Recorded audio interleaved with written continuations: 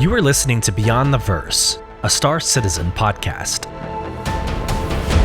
A show dedicated to Cloud Imperium games, Star Citizen, and Squadron 42. Whether you fight, explore, unite, and/or trade, we bring you news, updates, interviews, reviews, and analysis. So sit back, relax, grab yourself a pour of Radagast, and join us as we go Beyond the Verse. Launch sequence activated.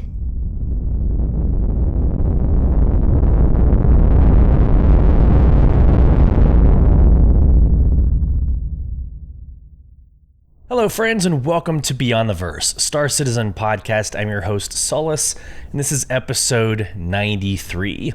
7 episodes away from the big 100, which we have something really amazing planned. I can't wait to share that with you, but it's way too early to get that message out there. I hope this finds everybody well. Happy February. I guess we're the second week into February. It's Valentine's Day, literally today. So if you're a smart person, you would be doing something for your partner, significant other, whatever you want to call them. Do it. Do it. Even if they tell you they don't, do it. Life advice. On today's episode, we are covering a slew of events, new in-game and out-of-game events like Coramor. We have a new ship in the Super Hornet. We're going to cover the bad and the ugly and the goods and the beautifuls about that ship and what we can expect from the liveries and the performances. We're going to go through the new 4.0.2 PTU patch, the comms deep dive that I think is the second iteration.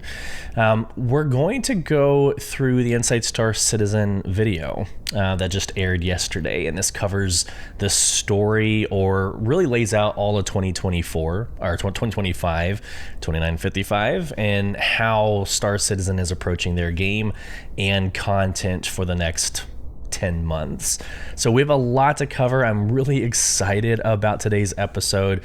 We have a lot of announcements. And if you can bear with me for the first couple of minutes, I just want to share a big hurdle, a big success story for both the Beyond the Verse podcast and Soul Provision, our in-game organization. We now have merchandise. So I just want to celebrate this. I first off want to highlight the officers. You've seen them, you've heard them in a couple of episodes now, but Marauder, Mustang, and Groza, the three of them have obviously helped with the Soul Provision logo generation, which you currently see right now. Actually, I think my face is blocking it, so maybe this is a better view. But I designed the Beyond the Verse podcast logo, and I'll continue to iterate on that and make that, what it is. But the Soul Provision logo really came from Mustang, and we have some really awesome ideas coming down the pipeline. We're going to start leaning more into the humorous. We think that there's some quotes and some funny pictures that we can throw on the front or back of items that would generate a lot of interest. But let me just go through the merchandise store real quick. It's really easy, y'all. BeyondTheVerseHQ.com/merch. You can find it going through the BeyondTheVerseHQ.com website or the SoulProvision.com website. But yeah, you'll see on the left side of the screen is the Beyond the Verse logo t-shirt. On the right, Soul Provision t-shirt. Just keep scrolling down. You've got hoodies. These are brand new. You've got a small logo on the breast pocket, the big logo on the back. That's both Soul Provision and Beyond the Verse podcast. Y'all, we've got caps. We've got mugs and coffee mugs, and everything is written with a humorous flair. Like, shout out to Groza calling it the travel mug plus hydration buffs. There's even a disclaimer that says, does not really contain buffs for your body. But it's been fun, right? It's been a lot of fun to iterate and come up with these kind of neat ideas that gets your favorite brands out there. Whether we're your favorite or second favorite podcast, it's just fun to have something that is themed to Star Citizen. Is something that you listen to on a weekly basis. But of course, if you're a member of Soul Provision, how can you not want a t-shirt with our logo plastered all over your chest? So just wanted to share that piece. I think it's really exciting. And then let's go ahead and get into our giveaway. I want to share that with the community, get it out front. There's a lot of interest in this one. So as always, I theme my giveaways to whatever's happening in the event. So for this event, it's Coramor, or it is their in-game Valentine's Day celebration. So you go to a forum, you answer the typical questions, your RSI username, your RSI email address, but I always end with a survey question because I think it just generates engagement, right? Now, whether or not I share that out, or, obviously I take out names and the identifying features, but this question was probably a little bit on the personal side. I asked, have you ever had a thing for a video game character? And of course, there were plenty of you that were like, no, that's weird, creepy question. Have fun with it, guys. Like, you can't tell me that you haven't played Tomb Raider and thought Lara Croft was somewhat attractive. For you women out there, Geralt from The Witcher. I mean, like, these are, I feel like it is a very natural thing to ask that question, but have fun with it. Chill out. But before we get into the giveaway, I just kind of want to show a little bit of a ChatGPT analysis of what we did, or what we came up with. So we actually ended the giveaway with 249 entries. We, at the time of doing this analysis, was right around 229 or 230. So 19 of you didn't get counted, but it wouldn't have swayed the results that much. But out of the heat map, I asked ChatGPT to analyze all the results and give me a heat map. It collected the following, and you can see it. Let me actually make this a little bit bigger for you. So Miranda Lawson from Mass Effect was the most frequently mentioned video game character. And it's funny because the description, like, ChatGPT is so appropriate. They, they said a fan favorite known for her intelligent strength and complex backstory. Sure. I am very positive that is why you voted for this individual. But Tracer from Overwatch, Mercy from Overwatch, I think those are obvious. This one's really interesting. Kilo from Star Citizen. So a lot of you said that the voice, right? Like Kilo, the tough, authoritative presence. Kilo. I thought that was interesting. You got Liara from Mass Effect. Look, Mass Effect just freaking killed it over here. Yennefer, from The Witcher. Ciri from The Witcher. Zelda. I thought that was interesting. Like, not hopefully the cartoonish looking ones, but the the more mature looking ones. Yeah. And then Aloy from Horizon Zero Dawn. I'll be honest, never played that. And then, good lord, you guys, Tifa from Final Fantasy VII. If you have not played Final Fantasy VII, you have done yourself a disservice. Almost as much of a disservice as if you haven't played Red Dead Redemption 2. Play video games for the story, guys. Those are amazing, amazing stories. Incoming message. Ooh. I actually went ahead of myself. I didn't do the giveaway. So before we get into the polls and the comments, let's get into the giveaway. And as always, y'all, I'm going to show y'all how I make the soup. So here are the ingredients. You're going to watch me cook it. And I will continue to do it this way because I want to protect my ass. So shout out to Ruben Sars for being the first entry, by the way. All right, here we go. Very quickly, random number. Generate that, pull it down. Control C, Control V, paste it as text, and here we go. Y'all ready for this? Data. Oh my gosh, I'm just having a huge brain fart. All right, filter. We're gonna do largest to smallest. All right, here we go. Bismarck 6636, entry number 87. How did they hear about this giveaway? From X. So, and I'm not gonna read their comment. Like, I don't know. Let's be a little bit respectful. I don't want to call anybody out and have them be embarrassed. But congratulations to Bismarck 6636 for winning the Super Hornet plus the Love Struck livery plus the Heartseeker livery and a digital copy of Star Citizen. Congratulations. Okay, now. Incoming message. You can tell it's 5:26 a.m. on a Friday morning.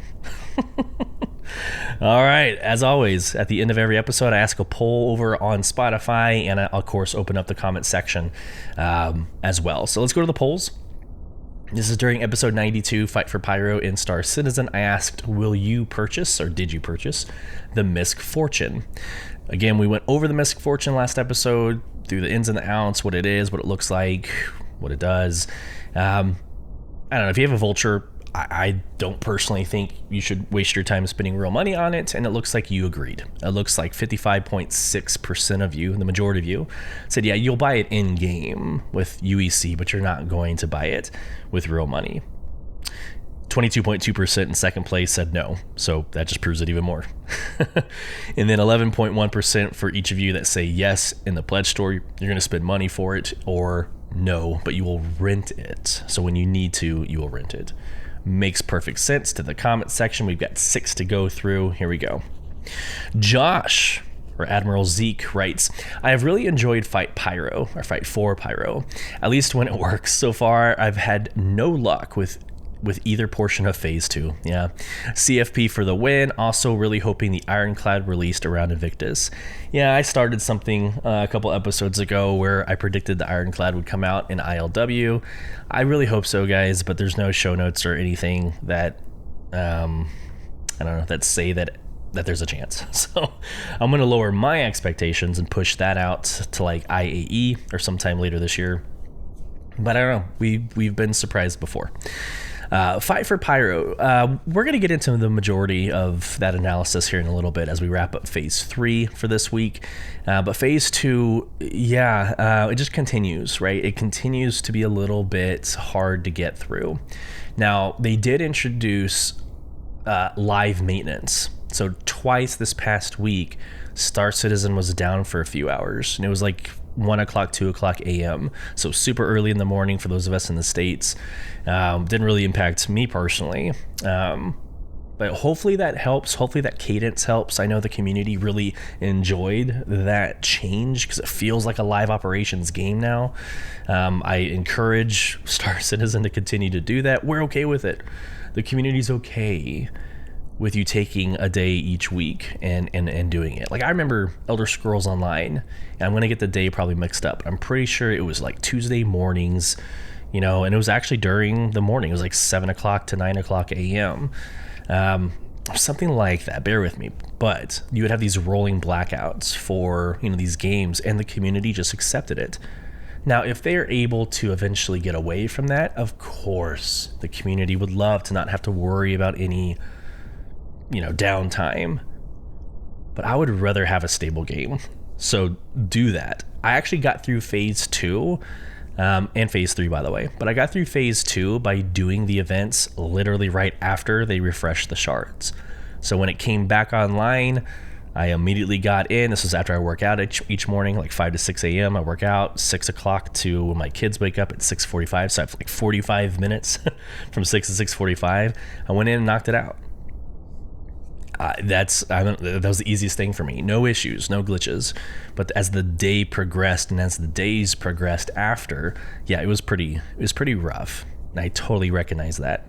Moving on, Garth Andrew McKenzie writes, Drake Defense Con makes the most sense for the Ironclad, really? Yep, I agree.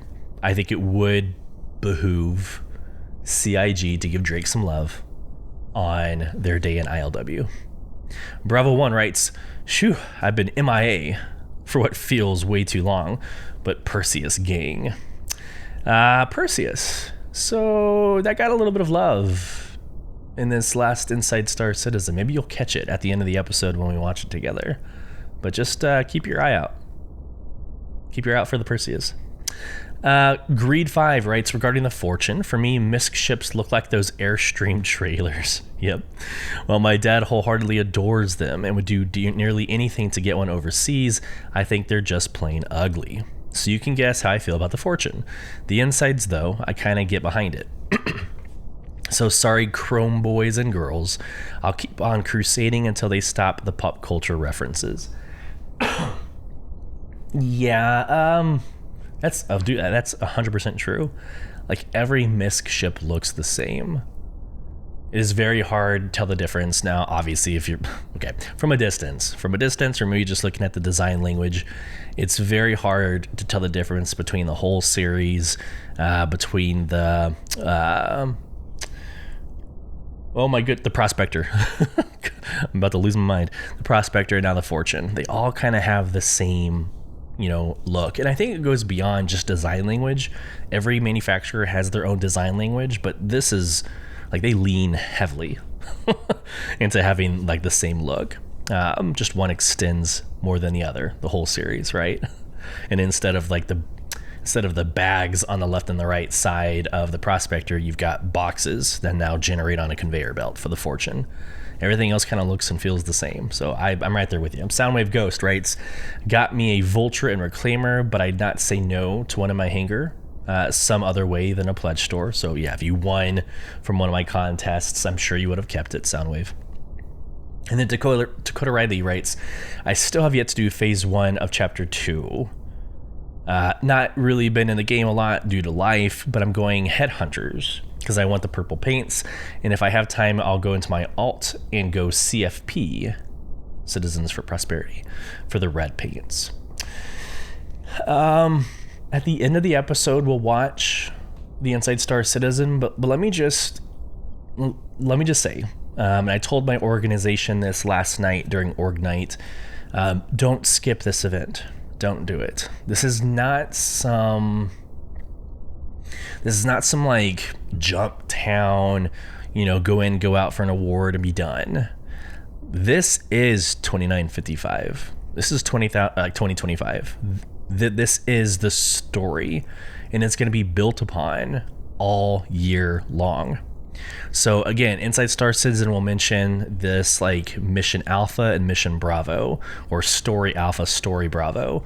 And right now we're in Alpha. Like right now we are in the main storyline of Fight for Pyro. We got the factions. We learn about the Slicers being involved with the Frontier Fighters, or actually part of the Frontier Fighters. We learn about all this, and we're about to get into Story B, or Story Bravo. That'll run simultaneously. That's 4.0.2. So don't skip this. Try your best to get in and do it. If not for the rewards, just because it's the preparation for the entire year. This is an ongoing, for the next 10 months ordeal. Stick with it, Dakota Riley. I know you will. Get after it.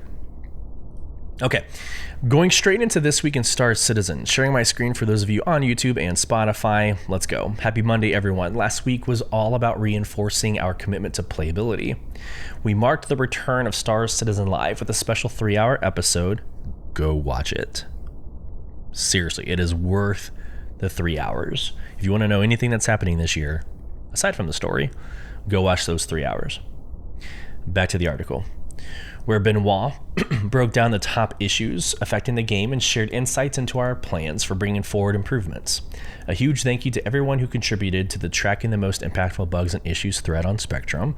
Your feedback is incredibly valuable to us. We're now compiling a list and cross-referencing it with our existing quality of life targets to ensure we prioritize the most meaningful changes.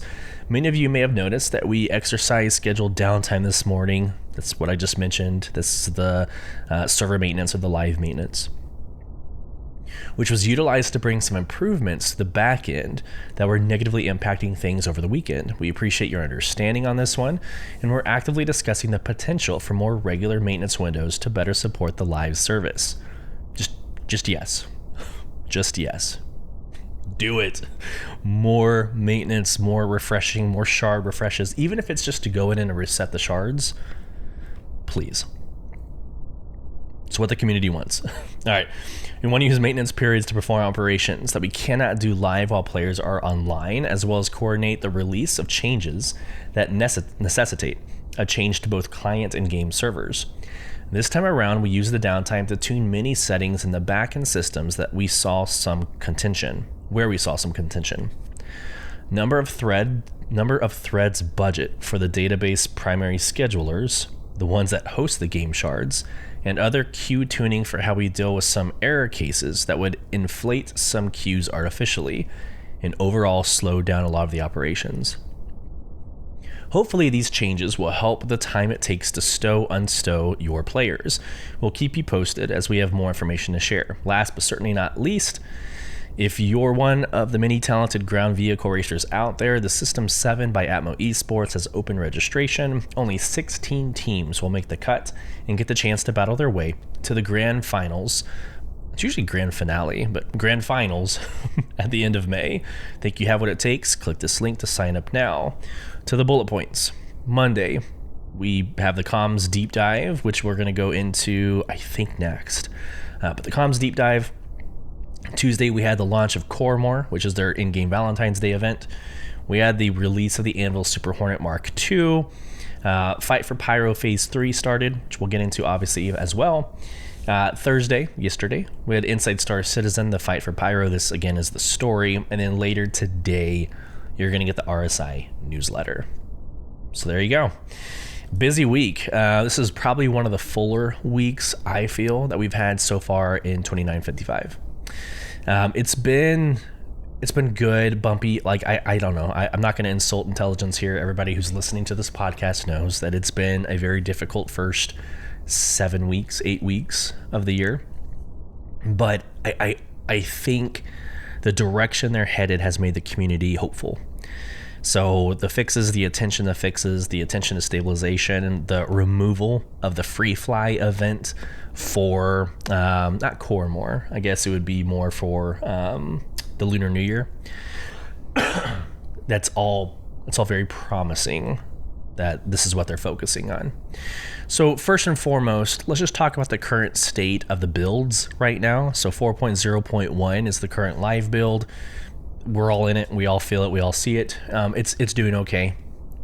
Try your best to get on times that are less velocity, like a lower velocity time frame. But if you have to play during high velocity, choose Asia. That's usually like a better server setting, just to help you out. I hate making excuses or workarounds for CIG, but just trust me. Kind of mix, like find your cadence. Like I played last night again for the Org Night and didn't have any issues, although some people did. So I think we're headed in the right direction there. Right now in the PTU, we have 4.0.2. And so it initially went to Evocati. I was able to get into it for a little bit there, and immediately afterwards they threw it to all waves. So it was a very fast pass through. It went to Evocati. We were able to try out this additional storyline or this mission, the supplier die event. And again, that went to all other waves, all backers in the PTU. So currently right now, this is what you're looking at. This is the build. Let's kind of go over it real quick. So this is probably going to happen next week. I think we've heard enough intel.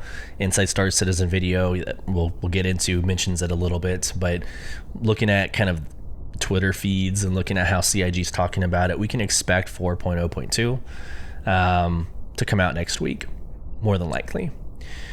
All right, here we go. So nothing really new. It's the 55600 configuration. Again, that's 5. Oh, good Lord. 5 DGSs. Wow, hold on. I've just completely screwed myself up.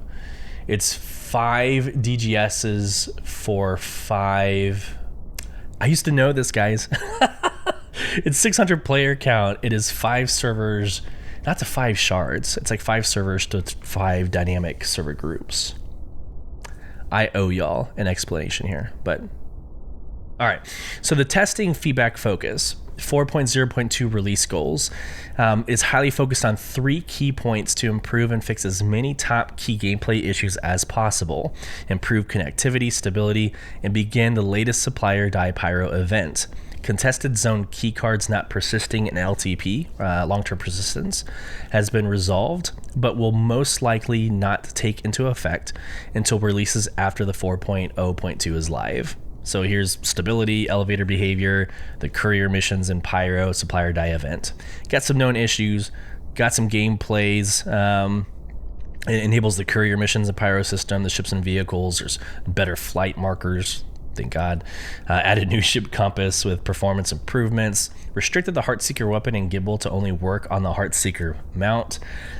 So a couple of interesting changes there as well. I'm going to continue sharing my screen because we've got the supply or die event here.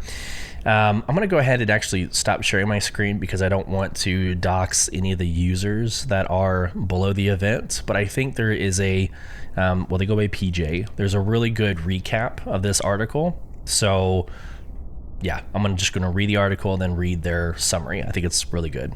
Give credit where credit's due. So here's the article. We have begun testing a new event, Supply or Die, which takes place in the Pyro system. This event will run throughout the P2 cycle and 4.0.2. We're looking to gather your feedback on this event as you play through it, including your thoughts on the mission rewards and risk versus reward, faction reputation, mining, salvaging, and hauling during the event, PvP combat, general first impressions. We look forward to hearing your thoughts and thank you for your time. So here's PJ's recap. The mission is interesting. Pause. This was initially kind of briefed or teased as like a Pyro jump town. So if you're familiar with jump town in Stanton, kind of the same idea, but it would be localized in Pyro. So jump town, it's a fight for territory. Defending bases, right? It becomes much more than that, I think, because the gamers or the community will be the community. But their take is a little different, so here we go. But it doesn't feel like Pyro's version of Jumptown. It's more like Xenothreat Phase 1, with so many buy-sell locations and most players mining or salvaging in dead space. The event lacks the focused intensity of Jumptown.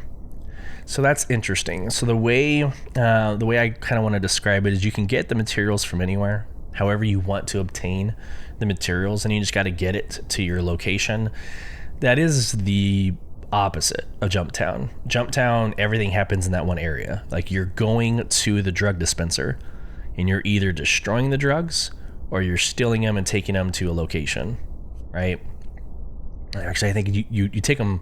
I think you take them in both situations. Like the legal route is you take them and you turn them into authorities, and then the illegal route you take them, and I'm not mistaken, you take them to like Grim Hex. Regardless, you go to location and you're loading up the drugs onto a ship.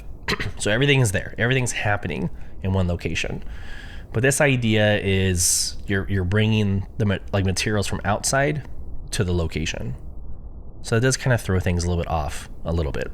Back to PJ's response.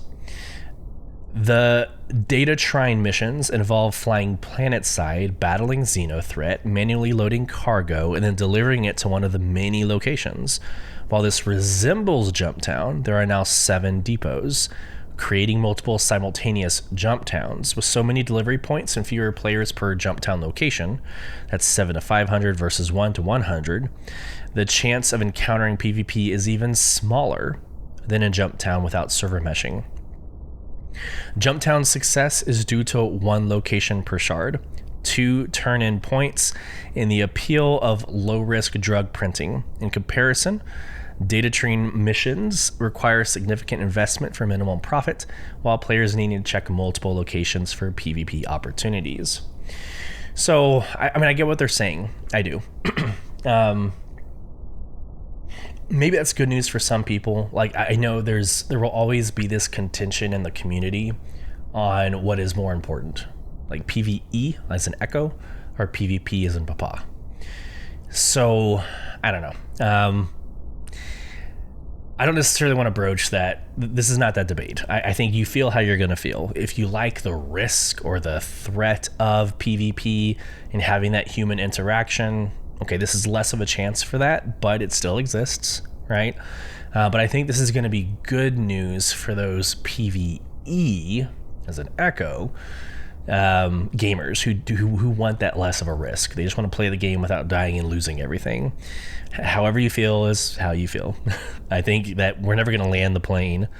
Pun intended. You're never going to land the plane on this like general acceptance of the balance. Like I don't think it's possible. But I think it's going to accomplish community events, org night endeavors, while having the risk of both artificial intelligence and human intelligence. I love it. I love the idea. We'll see. We'll see how it plays out. You can only do so much in the PTU. You can only test out so much until you get on the one shard, 5, servers across the 5 different, DGSs. So let's move on. Let's move on to the comms deep dive. I was going to do a summary on this, but I think I'm just going to read it verbatim. We'll go through this. This is super important. It's, again, what we can expect technically, obviously, in the next couple of weeks and months. So I think this is important, and we'll go through the other stuff pretty quickly: the Coramor, the Anvil Super Hornet, and then we'll get into the last couple of minutes of watching the Inside Star Citizen. But this is important. So last November, they released their first Star Citizen comms dive, and it tackles like the most pressing questions in the community. Your feedback made it clear how much of this initiative matters to you, so we're excited to bring it back with number 2, with more to follow. So here's the link to click on for number 1. Go check it out, good information. The first subject is quantum fuel values. The quantum fuel capacity of ships has been carefully determined based on size groupings and the archetype classifications we use internally. Each ship falls into one of the following sizes: snub, light, medium, heavy, dropship, gunboat, corvette, or frigate. For the most part, quantum fuel capacity remains consistent across ships with the same size group. However, there are a few notable exceptions where additional considerations come into play. Exploration ships. Ships with an exploration role receive additional quantum fuel capacity on top of their archetype baseline, ensuring they can tackle longer range journeys. Special purpose ships. Cargo haulers, miners, and other specialized ships are still grouped by size but may have extended fuel capacity to better suit their roles. These are often adjusted on a case-by-case basis. And component variations. Some ships may physically align with one size group but feature components typically found in another. This can sometimes make their quantum fuel capacity appear slightly unexpected but remains balanced within their design context. As Star Citizen evolves and expands, introducing new systems, mission types, and customization, fuel balance will continue to be a work in progress. Long-range travel demands will scale alongside the game, and we're committed to adapting as needed. Your input is valuable, or is invaluable, in this process. We're always monitoring, and if we identify that a ship's quantum fuel capacity needs an adjustment, we'll review and refine it accordingly. We have also increased the quantum fuel tank sizes for all ships in the recent 4.0 PTU patch. Realistic audio progress update. To deliver a more seamless and realistic audio experience, we've had to improve how we structure our sound mixing. This process is mostly complete, though a few edge cases still need attention. The demo we presented at CitizenCon 2953 showcased isolated test cases that have been reworked specifically for that feature. Now we need to apply this work to the game as a whole, which, as you can imagine, is a significant task, but one we're excited about. While we can't confirm a date, we're just as eager to get through this work fully integrated into the game as many of you are. It's on good track so far, and we'll share more with you as we progress through the development. Volt weapons. I'm actually going to skip this. There's new shit. So the Volt rifle, Volt shotgun, Volt sniper, and the Volt pistol all coming. Get excited. It's like a Pyro version of everything, so get excited. Vehicles and freight elevators progress update. The team is prioritizing improvements related to vehicles on freight elevators, but first, the focus is on improving the quality of life aspects of freight elevators to make them more user-friendly, such as enabling mining bags to be sold directly from the warehouse, and the commodity redistribution feature, which will allow players to split and merge boxes more easily. Yes. As a cargo hauler, all of that, yes. As a trade and transporter, yes. Next, follow-up about the full screen mode. The mouse confinement with multiple monitors has been fixed. The mouse was moving onto other screens briefly before. The engine now fully supports playing the game in any aspect ratio on any monitor in full screen. This means it is possible to play with a widescreen aspect ratio on a 16:9 or 16:9 monitor if desired, i.e. with black bars on the top and bottom. Capital letters with accents. We're working to replace the 2D text renderer, and its replacement should handle accents and ligatures better than it does currently. We will let you know when we have more news to share. It's a weird one to end on. We look forward to your continued participation on Spectrum. Yep, so keep giving the feedback. And obviously look at comms drop number 1. It shows issues that the community is having where there might not be an inside Star Citizen to cover it, or there might not be some massive like note to cover it, but it lets you know that people can walk and chew gum at the same time. Yes, you can work on stability. Yes, you can work on story, but you can also look at some of the nitpicky things. And that like freight elevator update, huge. That needs to happen. Can't wait. Okay. Coramor, welcome to Valentine's Day. Sharing my screen. Nothing new in my opinion. Nothing new for this Valentine's Day or this Coramor. You're getting your paints, which are, I think, a very well done paint. This to me is a good purple. It's not so vibrant and in your face and bright. It is a more, like you can see on your screen, it's more of a, this is going to sound horrible, it's more of a tolerable purple. Like, I don't know, I would see this on vehicles in real life, right? You know, the transition paint that goes from like green to purple, right? It almost has that kind of look to it. But I love the color scheme, especially when you have the dark backgrounds like the blacks or the gunmetal gray with the purple. It's done very well. And of course, like with every other paint, the Zeus is featured and getting a paint job. So here we go, Coramor, welcome in. Another year brings another chance to remember the Verse's favorite star-crossed couple, Yuri and Corazon, separated by cruel circumstance over 500 years ago. Honor their love this holiday by celebrating romance, friendship, or tentative allyship. Good lord. With Arena Commander mode duo showdown, the two-person Anvil Super Hornet Mk II, and its devotedly deadly Heartseeker upgrade. Here you go. So there's armor sets that you can buy as well. Now I'm less inclined to get the armor sets, but behind you can see the Heartseeker paint. If you're familiar with the Mark I, the Super Hornet Mark I Heartseeker, it's the exact same paint job, or at least plays a lot of homage to the older paint job, but it's now updated obviously for the Super Hornet Mark II, and you can put it on any of the Super Hornets or any of the Hornets, which we'll get into here in a second. Here's a quick video I'm going to play for y'all. Again, if you're on video, this makes sense. If you're on podcast, I mean, it might not make that much sense, but I'm going to play it anyways. Enjoy for the next couple of seconds. You know I love you, right?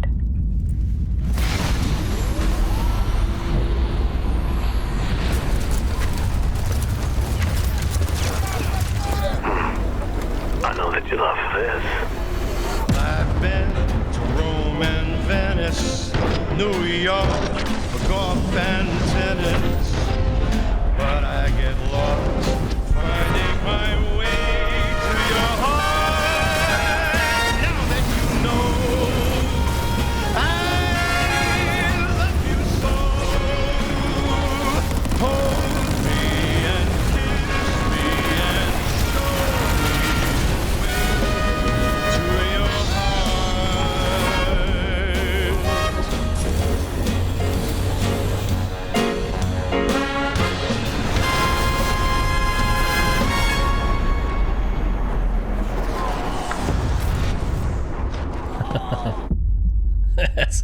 As someone's dying next to them. It's so good. Yeah, so this year it's a little different. It is it's a set, like a kit that you can buy. So it's not only the Heartseeker paint, it's also the Heartseeker gear as well. And we're going to get into the specifics here in a second. But that's like the big change for this year. But like I said, everything else is basically the same. Here's your Coramor paints. Turn heads and hearts and vibrant pink liveries. This Coramor, that's right, Lovestruck paints are back. This time for the Hornet Mark II, obviously, and the Zeus Mark II. As you explore the verse, take the spirit of the season with you. Again, the RSI Zeus is clearly a CIG favorite. Now, it is my favorite in-game ship. Let me just be very honest about that. It is absolutely my favorite everydayer. In my opinion, it looks great. It's the Dorito ship. It's fair. I mean, it pays a lot of homage to a triangle. It's very skinny. It's a very skinny triangle. But it's beyond that. It's such a sexy ship. I don't know. Like the details on the outside, being able to get on top. Like I can probably spend the next 30 minutes talking about why I love the Zeus. But it's clearly a CIG favorite. If there's a new paint that's going to come out, it more than likely will also be made for the Zeus, right? So I think it looks beautiful, very well done. The Hornet Mark II with it also looks great. Great Coramor paints. Here's your arena commander. So ardent aggressors, strap in with your Coramor Paramour to take on arena commander's 2v2 dogfight. Think in sync to beat the competition and claim your holiday exclusive Spectrum badge. So more than likely going to happen on an Org night. We're probably going to go into arena commander and try to get that badge. Okay, Soul Provision. I'm looking at you, Disowned and Mustang and Groza. We have a community contest that is right up your alley, right? How not to get a date in the verse community contest. This season of love. It's important to remember the uncharismatic, the non-suave, and the downright hopeless. And I say non-suave, non-suave, hopeless. Share with us a comic strip of your most creative galactic dating faux pas for the chance to win a bouquet of prizes. We've been doing this, Mustang. Like, we have a comic book process. So, like, we absolutely need to be involved in this. So should you, if you're listening. Here's your Heartseeker. The Heartseeker offers, obviously, there's gear paints or gear that you can get, and there's obviously the ship paints as well. And again, it's an upgrade kit. So for $30, the F7 Hornet Mark II, it goes to all Hornets, all Hornet Mark IIs, the Heartseeker upgrade kit. Let me just open up to explain. Now, there's some issues here. There's some issues with the description, but the description says the Heartseeker upgrade kit contains a bespoke size 4 Gatling turret, and yet in the inclusion it says a TMSB 5 ball turret. Okay, whatever, figure that out. And a classic pinup livery exclusively compatible with the Anvil Hornet Mark II series. So the Anvil Mark II series gets the paint, not just a Super Hornet. Okay, here we go. We got Love Struck paints. This is, you know, the whole kits. The starter kit, by the way, it's probably one of the better starter kits. Like, again, I love the Nomad. It's your pickup truck. It's your pickup truck starter. It hovers. It's kind of cool looking. I love the Nomad. I love me a Nomad. It's a lot of fun. It's very like futuristic and spacey and almost alien-like. It's probably the closest thing to an alien ship I will ever own. But that the Nomad Love Struck starter pack, $76. Now, I would still advise new listeners, new gamers, I would still advise spending the extra like $50 and get that $110, $120 Cutlass Black starter pack. Like, that is still going to be the best ship in the game for starters. But the Nomad Love Struck starter pack is freaking solid. All right, more paints, more costs, more monies. Go spend. And the Warbond upgrade is the Zeus Mark II. Shocker. Zeus Mark II. All right, I'm going to keep on this. There's a Spectrum update. Again, with every event, there's like a marketing on the main website, and then there's a Spectrum entry. This just summarizes and bulletizes what we just discussed. So make sure you go in if you just want a quick shot glass of what we just discussed, all the new things, cool shit. Moving on.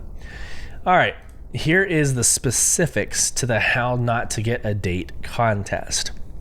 So I do this not necessarily to talk about how to participate. I do this to talk about the rewards. So no shocker to anybody, in first place, if you win, you get the Anvil F7C Super Hornet Mark II with the Heartseeker in-game kit. You also get the Kismet Armor Set Coramor Edition, and of course a Star Citizen game package. In second place, you get the RSI Zeus Mark II with the Love Struck livery. And then in third place, you get the Nomad with LTI and Love Struck livery. So obviously worth putting in for this contest. Do it. Staying on my screen share, let's go into the Anvil Super Hornet Mark II. This is what we won earlier, so I gave this away. This is a phenomenal two-person ship. So if you like your F7A Mark II, which was the first Mark II that kind of came out, this was an event ship that you could get. It is a phenomenal ship. The F7A is one of my favorite ships. This is a two-seater version of it, so I love it. It might be a little bit less nimble Maybe less agile than the F-7A, but it probably should be as a two-person ship. But you're going to get a lot of firepower. Super Hornet is a phenomenal option if you're looking at the Mark II series. So here's your website for it, your marketing push for it. I'm not going to go through like the history of the Heartseeker upgrade kit. We already discussed that. There's like pictures. I guess I could show you the pictures, but I just wanted to go through the statistics of like what is on this ship. Beautiful pictures, lovely. All right, here we go. Don't care about the length. It's 24 meters, whatever.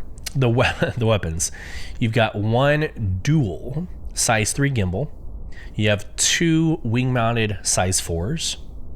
And then turret, the base turret, you have 1 remote turret. And it's a size 3. Excuse me. All right. And then the Heartseeker turret is the remote turret, a size 5, even though it said size 4 in the description. It is a size 5 ballistic Gatling. So, yeah. They need to figure out their communication on that one. Prices. Okay, so everyone's favorite topic. How much is this going to cost? Over $200. So deal with that if you want to. The F7CM Mike Super Hornet Mark II plus this is concierge, plus the Shikari paint, $220. Yeah. So that's a Warbond concierge.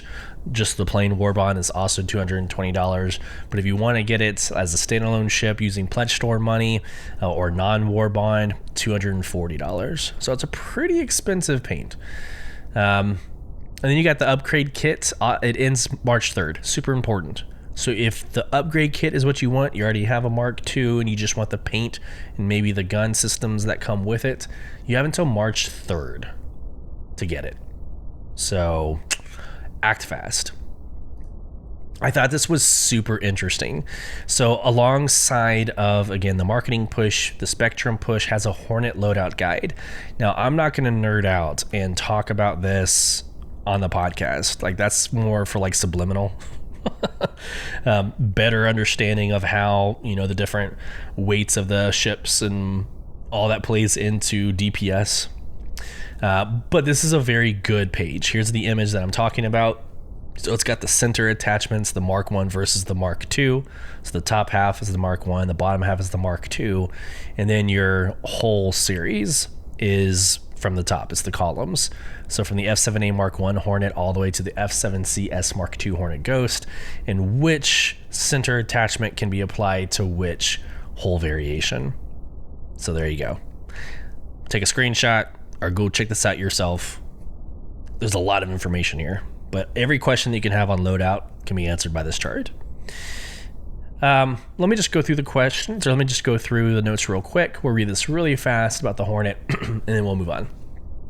Okay, we've noticed a lot of questions about whether the center attachments of the Hornet Mark I and Mark II series are interchangeable, and if you can swap them within the same series. Plus, there's been some curiosity about the different nose turrets. So welcome to the Hornet Loadout Guide, where we break it all down and get you sorted. Center attachment compatibility. Every Hornet variant comes with a center attachment slot designed to hold components like scanners, ball turrets, or cargo modules. Within the same Mark series, these attachments are planned to become fully swappable, but they aren't cross-compatible between the Mark I and Mark II models. For instance, you can take the Wilsop Long Look radar from the F7R Hornet Mark II tracker and swap it out for the Store All Big Box H2 from the F7C Hornet Mark II. Check out the table below for a breakdown of the planned compatibility so you know exactly what works and where. The nose turret compatibility. The F7A Mark II nose turret is only compatible with the F7A Mark II and F7C Mark II. It cannot be equipped on other Hornet Mark II variants. However, the civilian F7C Mark II nose turret will be available in-game for the nose slots of all other Mark II variants. For the Mark I series, the military C4163 Foxtrot ball turret and the F7A Mark I nose turret are exclusive to the F7A Mark I Hornet and cannot be mounted on other Mark I modules. All right, I'm going cross-eyed. There's so many nomenclatures in this article. read this. Go into this article. Here is your beautiful graph. Read this. There's just a lot of F this, C4 that, Mark 1 versus Mark 2, whatever. Maybe it's because it's 6:06 a.m. and I'm tired. Okay, let's keep going. Inside Star Citizen. Let's wrap this up. We've got about a 13-minute video that we want to watch. We're going to react through some of it, but this is the Inside Star Citizen called Fight for Pyro, or Content Driven. It's about Fight for Pyro. This is super interesting, y'all. It's very interesting. We're going to play it. More than likely, commercials are going to come up because I'm still not ready to buy like the premium YouTube. Shame on me. Shame.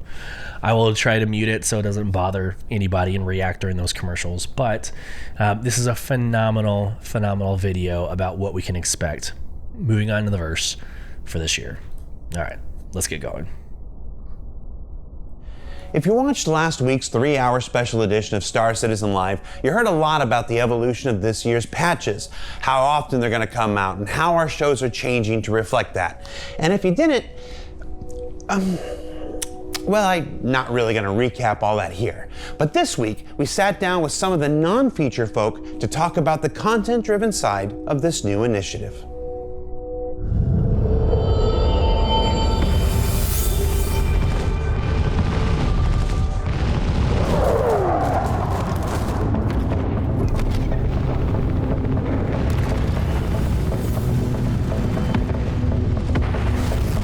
Where did this idea of a content-driven push come from?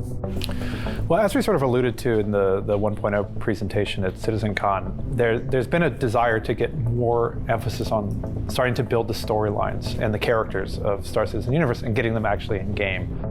The way the content patches are going to break down are we're ultimately trying to provide new content to you each month. Alongside all of this, we're going to be essentially providing new missions, new events, kind of a lot of what we've done before, but taking it up to the next level. This was an opportunity to start figuring out ways to engage the players in a growing and expanding storyline. We're going to be sending you all the way around the verse, doing lots of different varied types of gameplay. You'll still be doing events that are prevalent to a story that we're going to be working on as well. I got you covered! As well as new missions that build up the existing roster that we actually have in game already. There will be some content that is only there for a limited amount of time, but ultimately a lot of this content is still going to persist when we hit to Star Citizen 1.0. So we're actually building out the larger content map that exists in the game. On top of that, there's going to be a huge focus now on stability and quality of life too, because we want a stable environment for our developers to work in, but we also want a stable game that's less buggy, less crashes, and much more pleasant for you guys to play day to day. What's the word? Today's been rough. As far as the structure for how we're going to tell the story, one of the things that we were kind of excited to try for it was actually utilizing a storytelling structure that's usually used in TV shows. Basically, there's usually an A story and a B story that happen within a single episode. If you're Seinfeld, you have a C story as well, because they're just that good. But there's the A story is sort of your primary story, your B story is sort of a supplemental ancillary story that sometimes can feed into it, but sometimes can be standalone. And it's just a way to kind of keep the scenes dynamic and kind of make them feel alive. So what we're trying to do is actually utilize kind of a similar thing, but stretched out over a longer period of time. And the idea being that A, it makes the universe feel bigger. So there's not just one thing happening that's consuming the entire universe. But also, if you're not interested in the A story, if for whatever reason it's not engaging you, you have something else that you can kind of do. So the idea is that hopefully that one of the two stories, hopefully both, but if not, one of the two stories will be fun and exciting and kind of offer a new insight to the Star Citizen universe. Currently, the plan is actually that the A story, we've already started it, and is actually going to be going through September. And then the B story is a little bit smaller, but it starts basically in April and goes on. So it's a multi-month thing. So it goes on until about October. Once this A story and B story kind of resolve themselves, we have a new A story that starts up and a new B story. So we sort of bounce back and forth. So some months we'll have more B story than A story. Some other months we'll have more A story than B story.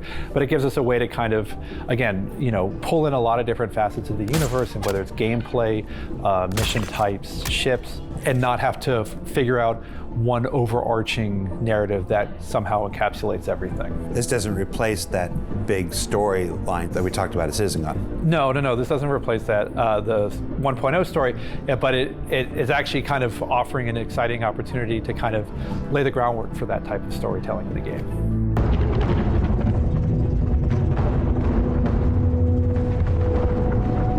Save Stanton is an event that spans over a few months, and it is all about a gang that has invaded Stanton. And it's not one of the usual ones either, it's not one of the usual suspects.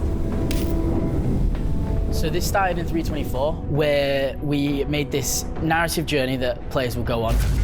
The big story beat was that there was a new outlaw pack sort of showed up in Stanton's system and was wreaking havoc. They were known as the Slicers, and were launching basically devastating attacks against the local population. Targeting cargo ships, stealing cargo, targeting different locations around Stanton, such as UGFs and outposts, inhabiting them, and also going around stealing sensitive data that the CDF do not want them to have. The CDF had got all of the players to come and help. After the players sort of stopped them from doing that, the Slicers had showed their power and showed what they was really about and brought in an Idris that players had to try and reclaim off of them.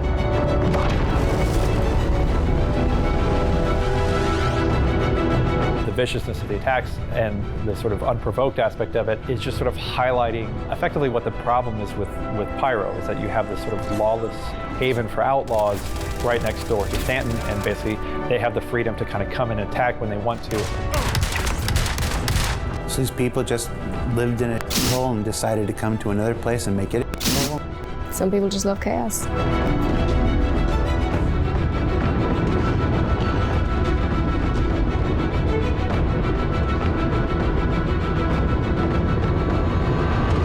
Did you see it? Did you see it, guys? 401. The player will find themselves in Pyro, ready to defend it or attack it. Depending on which one you've chosen, you'll be locked into that faction. So you can choose the Citizens for Prosperity, the Headhunters, or the Frontier Fighters. If you're working for the Citizens of Prosperity, you're doing more aid work. You're there to help people. You're not really doing much combat work. They're trying to make sure everyone survives this by passing out food, water, medical supplies. They're basically like, we believe that there's good in this system, there are certainly bad elements, but you're just going to exacerbate the problem by trying to solve it with violence. And the Headhunters are an old-time gang who've lived there for a long time. They know the land, they know the rules, and they're unhappy that these rules are being crossed. Headhunters would want you in their group because they kick ass and they're fun to hang out with. So they're on the offensive. They're here and they're going, you're not attacking our home. They're basically going to be just trying to kill the Frontier Fighters. And the Frontier Fighters want everybody dead. They're going nuclear Earth. You will be killing civilians. You will be killing Headhunters. You'll be killing Xenothreat. They don't care who. If you are in Pyro and you're not them, you're dead. What's up the Frontier Fighters' ass? A lot of explosives. They're perfect for someone like the Darklaw. I don't know what that says about him. Yeah, you do. Yeah, I do. Frontier Fighters is basically justice for Stanton. They just want to live life in Stanton without being interrupted every 5 seconds. They want to make sure that this doesn't happen again. Are you being honest about the Frontier Fighters right now? No.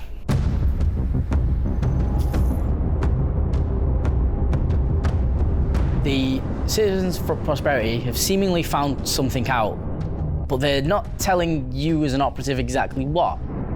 They are sending you to defend their data runners, and they're trying to get them out of Pyro, and they're asking you to go on the offensive now and attack the Frontier Fighters.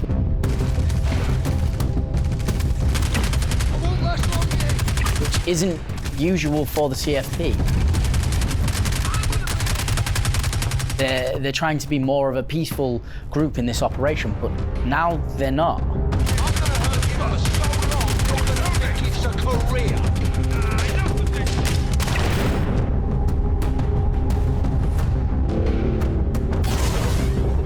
And the Frontier Fighters are aware of this data that the CFP have. They have reported that they think it's to do with their attack plan on Pyro.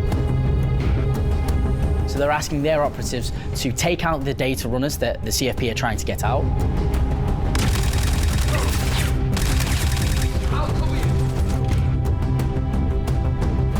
And also destroy any CFP-controlled servers to make sure that the data is gone and lost for good. And the headhunters? Headhunters, again, carrying on their violent approach of sustaining their locations,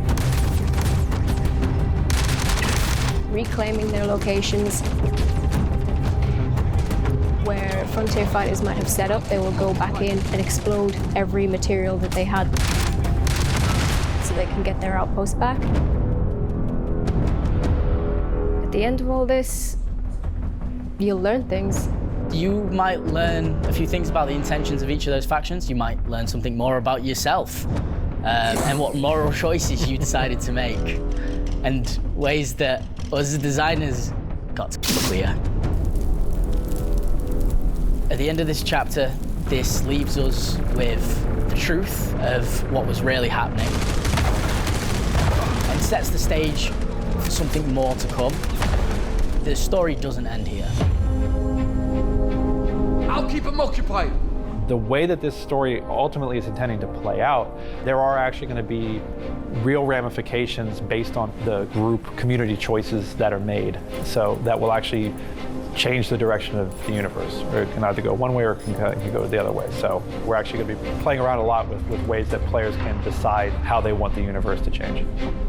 So moving forward, there's going to be a bit of a twist that comes down the road, which is going to escalate basically the situation into one of our first big events. With this, it basically allows us to plan out a bit more and actually, again, start to build a growing narrative. Giving players more of a reason to engage and be able to talk to each other and like, hey, where did you get that? I have to inject, like, this is the important piece of the show, of Inside Star Citizen, and really the podcast, but Inside Star Citizen. This is it. It's the idea that this year, what the community is actually doing is influencing the outcome and future of the game. I love that. I love having real consequences. I don't know if that's the right word. Ramifications, but the output of our input actually matters. It is so awesome. Now, of course, within due bounds. It's not like they're going to let us just take the story off the off the rails and run in one direction that they don't want us to. But moving towards Star Citizen 1.0, we are part of the history. We're part of how we got there, and I think that is super important, super valuable going into 2955.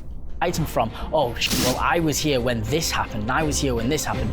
Definable points in our universe's history. It adds to the universe, it adds to the story of it all, and it means that you as a player help build this world out.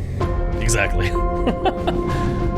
It's almost as if I watched I'm really excited about the changes coming in. It's going to allow us to get more fun content in your hands more often, and it's going to provide a much more stable environment for us to work in, but also for you to play in as well. Up until this point, we've actually been honing in on gameplay mechanics and more kind of under the hood stuff. We have a lot of data pads in the game to kind of do the heavy lifting for storytelling now. This is allowing us to kind of push on those other facets as a way to kind of be higher impact storytelling techniques.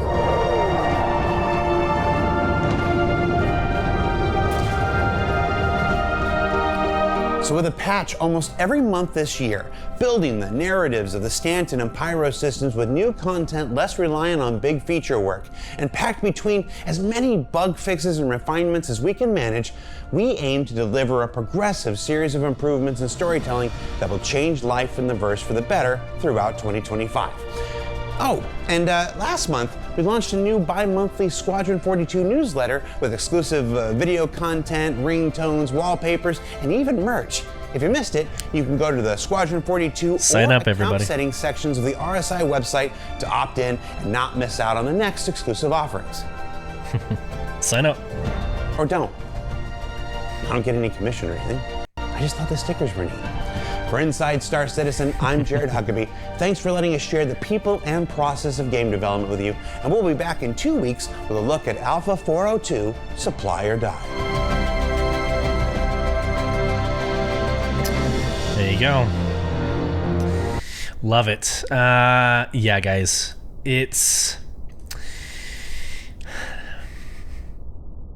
I don't know of any other game, and this is where you'd have to tell me. You'd have to respond in the comments or email me and tell me I'm wrong.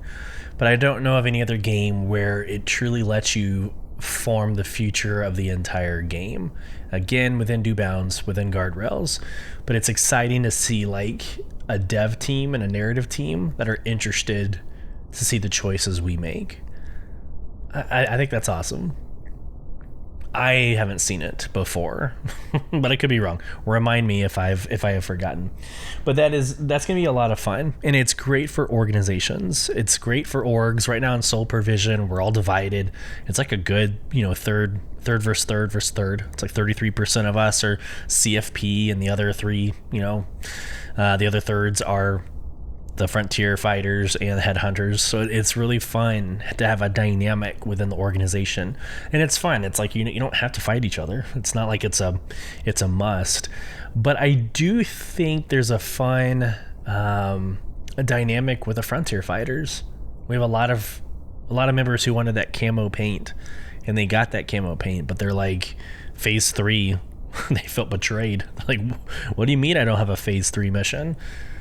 Well, you're the slicers, or the slicers are you, and so we're all out to kill slicers.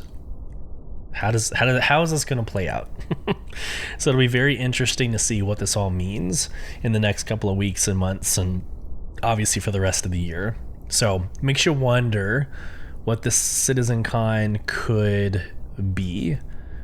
I know next year Squadron 42, it could be a Squadron 42 theme. That's fine, maybe, but you might see some story-based, like depending on where the story takes us, you might see that kind of lead into a culmination event for CitizenCon. At least I can see it play out in that direction.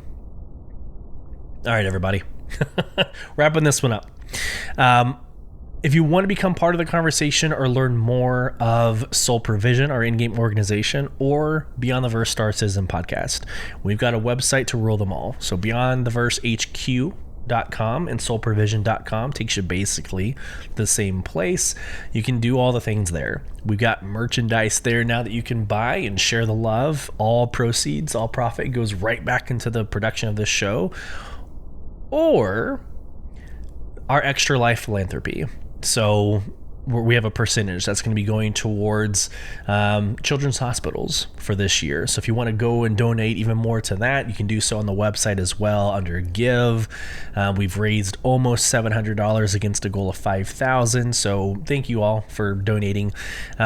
Like and subscribe. I always hate that phrase, but help us reach the ends of the verse by liking and subscribing the YouTube videos, the Spotify content.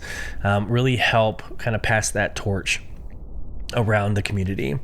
I hope this finds everybody well. Safe travels as you traverse beyond the verse. Take care, everybody.